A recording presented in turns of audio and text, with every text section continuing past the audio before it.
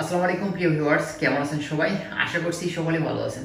আজকের ভিডিওতে মূলত আমরা মন্টিনিগ্রো নিয়ে কিছু কথা বলবো। অনেক বাংলাদেশি আছেন যারা এখন বাংলাদেশ থেকে এই মন্টিনিগ্রোতে ট্রাই করতে চাচ্ছেন। মূলত অনেকেই জেনে বুঝে ট্রাই করছেন, আবার নতুনভাবে ফাইল সাবমিট করতে চাচ্ছেন এবং অনেকেই না বুঝে না জেনে কিন্তু এই দেশটিতে নতুনভাবে ফাইল সাবমিট করছেন। তো মূলত যারা অনলাইন প্ল্যাটফর্মে আছে, যারা আসলে ইউটিউব, ফেসবুক, বিভিন্ন ধরনের ওয়েবসাইট বা দেখা যাচ্ছে যে আপনার মন্টিনিগ্রো সম্পর্কে যারা অনলাইনে ঘাটাঘাটি করে, তারা কিন্তু বর্তমানে জানে যে মন্টিনিগ্রোর এখন বর্তমান ভিসা পরিস্থিতি কি, বা অনেকে যারা নতুন অবস্থাতে এখন ফাইল সাবমিট করতে চাচ্ছে মূলত তারা কিন্তু জানতে চায় যে বর্তমানে এখন মন্টিনিগ্রোর আসলে ভিসা হচ্ছে কিনা, বা এখন পারমিট আসলে নতুনভাবে আসছে কিনা, বা এখন ফাইল সাবমিট করাটা মোটেও ঠিক হবে কিনা, অনলাইন হচ্ছে কিনা, এই বিষয়গুলো কিন্তু অনেকেই জানতে চান। তো আজকে আমরা মন্টিনিগ্রোর এইসব সার্বিক বিষয় নিয়ে আমরা আজকের এই ভিডিওতে আলোচনা করব। সম্পূর্ণ ভিডিওটি না টেনে আপনারা দেখতে থাকুন, তাহলে কিন্তু আপনারা এই মন্টিনিগ্রো সম্পর্কে বিভিন্ন ধরনের তথ্য কিন্তু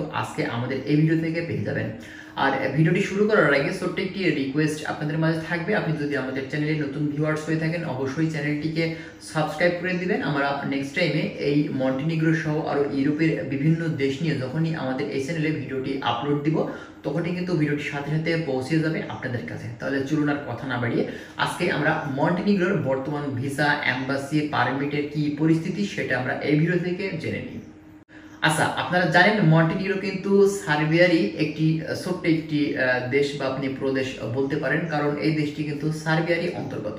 বর্তমানে অনেক বাংলাদেশি আছেন যারা এখন এই মন্টিনিগ্রো দেশটিতে কিন্তু ট্রাই করতে চাচ্ছেন। তো দেখুন, মন্টিনিগ্রোর কিন্তু নিজস্ব কোনো এম্বাসি নেই, এরা কিন্তু সার্বিয়ার যে এম্বাসি আছে তাদের ওখানেই কিন্তু সকল ধরনের কার্যক্রমগুলো করে থাকে। মূলত বাংলাদেশে এদের কোনো এম্বাসি নেই।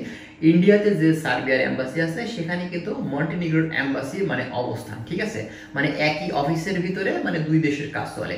তো বর্তমানে আমাদের অনেক বাংলাদেশি ভাই আছেন, হাজার হাজার বাংলাদেশি এখন এই মন্টিনিগ্রোর জন্য ফাইল সাবমিট করে রাখছেন, কিন্তু কোনো ধরনের কোনো আপডেট, কোনো ধরনের তথ্য কিন্তু তারা জানতে পারছে না। বা আমরা যতটুকু জানি যে বর্তমানে এখন পর্যন্ত সকল ধরনের কার্যক্রম কিন্তু মন্টিনিগ্রোর এম্বাসিতে বাংলাদেশি ভিসার জন্য কিন্তু এখন আপাতত স্থগিত আছে। এছাড়া অন্যান্য যেসব কান্ট্রির ভিসা বা দেখা যাচ্ছে যে অন্যান্য যেসব টাইপের ভিসা আছে সেগুলো কিন্তু হচ্ছে। কিন্তু আমরা রিসেন্টলি কিছু আপডেট পেয়েছি, সেটা হচ্ছে বর্তমানে নাকি এখন মন্টিনিগ্রোতে ট্যুরিস্ট ভিসা বা স্টুডেন্ট ভিসা নিয়ে বাংলাদেশ থেকে যাওয়া যাচ্ছে। তো মূলত বাংলাদেশ থেকে ট্যুরিস্ট ভিসা বা স্টুডেন্ট ভিসা মূলত কারা পাবেন? দেখুন, ট্যুরিস্ট ভিসার জন্য কি কি করা লাগে সেটা কিন্তু অনেকেই জানেন, আবার অনেকেই কিন্তু জানেন না। তো ট্যুরিস্ট ভিসা হচ্ছে বেড়ানোর ভিসা। আপনি একটি দেশে যাচ্ছেন মূলত সেখানে ঘোরার জন্য, দেখার জন্য, দেশটিকে ভিজিট করার জন্য। তো তার জন্য কিন্তু অবশ্যই ট্যুরিস্ট ভিসা। আপনি কিন্তু সেখানে গিয়ে এই ভিসা দিয়ে কাজ করতে পারবেন না, বা আপনি ওয়ার্ক পারমিট ভিসাতে কনভার্ট করতে পারবেন না। এবং স্টুডেন্ট ভিসা হচ্ছে, আপনারা জানেন, এটা হচ্ছে লেখাপড়া করার উদ্দেশ্যে যারা যাবে মন্টিনিগ্রোতে তাদের জন্য হচ্ছে স্টুডেন্ট ভিসা। কিন্তু বর্তমানে রিসেন্টলি আমরা যে বিষয়গুলো দেখছি সেটা হচ্ছে বাংলাদেশ থেকে এখন নাকি অনেক এজেন্সি আছে যারা স্টুডেন্ট ভিসা এবং ট্যুরিস্ট ভিসা নিয়ে কাজ করছে এবং মন্টিনিগ্রোতে পাঠাচ্ছে। মূলত এদের যে মেন টার্গেট বা মেন যে ফোকাস, আমি এজেন্সির কথা কি বলবো, যারা প্যাসেঞ্জার আছে তাদের কথাই বলি, তাদের মেন টার্গেটই কিন্তু সেখান থেকে মুভ করা, ঠিক আছে। এখন সেখান থেকে গিয়ে কি করবে না করবে সেটা কিন্তু ভাই মানে তাদের পার্সোনাল বিষয়, সেটা তারা যেটা ভালো লাগবে সেটা করবে। কিন্তু বর্তমানে আপনি যদি বাংলাদেশ থেকে মন্টিনিগ্রোতে ট্যুরিস্ট ভিসা বা স্টুডেন্ট ভিসা নিয়ে যেতে চান অবশ্যই আপনি যেতে পারবেন, তবে তার জন্য যে ক্রাইটেরিয়া বা যে ডকুমেন্টসগুলা দেয়া লাগবে সেগুলো কিন্তু অবশ্যই আপনি যদি দিতে পারেন তো অবশ্যই আপনি বাংলাদেশ থেকে কিন্তু ট্যুরিস্ট ভিসা বা আপনার স্টুডেন্ট ভিসা নিয়ে কিন্তু বাংলাদেশ থেকে ফ্লাই করতে পারবেন, এটা কোনো সমস্যা নেই।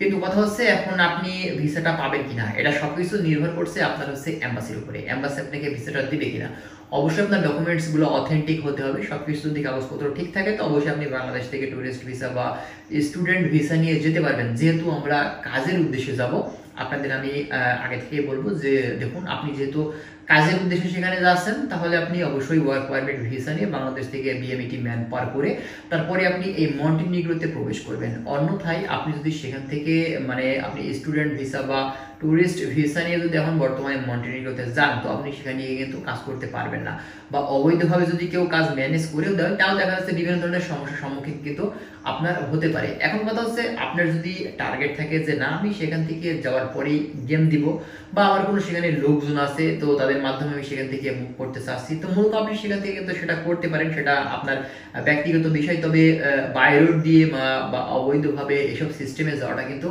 অনেক মানে রিস্কি, টাকা পয়সার বিষয় আছে এখানে। দেখা যাচ্ছে আপনি বাংলাদেশ থেকে 6-7 লক্ষ টাকা খরচ করে মন্টিনিগ্রোতে যাচ্ছেন, সেখানে তারপরে আবারও কিন্তু আপনার মুভ করতে হলে কমপক্ষে 3-4 লক্ষ টাকা কিন্তু আপনার লাগবেই, ঠিক আছে।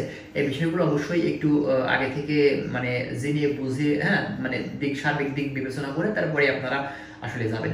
অনেকে আছেন যারা এখন নন সেনজেন কান্ট্রিগুলোতে মানে যে কোনো ভিসাতে সুযোগ পেলেই কিন্তু চলে যাওয়ার চেষ্টা করছেন, ঠিক আছে। তো যাই হোক, এখন সবকিছু বিষয় আপনাদের উপরে কিন্তু নির্ভর করছে। এখন আপনারা কি ভিসাতে যাবেন, আপনাদের অবশ্যই আমি সাজেস্ট করবো, যদি কাজের উদ্দেশ্যে যেতে চান তাহলে আপনারা ওয়ার্ক পারমিট ভিসা নিয়ে যে কোনো দেশে আপনারা চেষ্টা করুন, ইনশাল্লাহ আপনার ভিসাটা কিন্তু হয়ে যাবে, যদি ভিসাটা দিয়ে থাকে এম্বাসি, ঠিক আছে। তো ভালো থাকবেন সবাই, আজকের ভিডিও আমরা এখানে শেষ করছি। আর যদি অন্য কিছু জানতে চান আপনারা কমেন্ট করতে পারেন, আমরা চেষ্টা করবো আরো বিভিন্ন ধরনের তথ্য দিয়ে হেল্প করার। আর কি জানতে চাচ্ছেন সেটা কমেন্ট করবেন, এবং আমাদের চ্যানেলে যারা নতুন ভিউয়ার্স আসছেন অবশ্যই চ্যানেলটিকে সাবস্ক্রাইব করে আমাদের সাথে থাকবেন। তো ভালো থাকবেন সবাই, আল্লাহ হাফেজ।